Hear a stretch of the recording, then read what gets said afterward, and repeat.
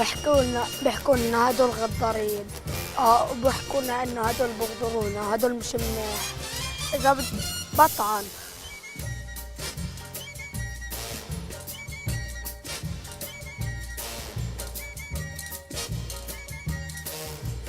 Dagur B. Eggertsson borgarstjóri ætlar að draga til baka tillögu sem meirihlutinn í borginni samþykkti viðskiptabann á Ísrael og breyta texta hennar.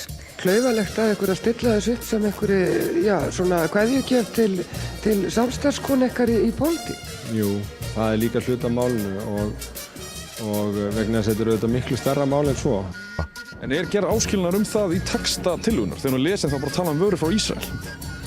Já, ísraelska vöru með vísan til þessara greinar í innkaupastefnunni, þannig er þetta hugsað, en nú er útfærslan eftir en ég tek eftir því eins og aðrir í umræðunni að þetta verður ekki alveg komist til skila.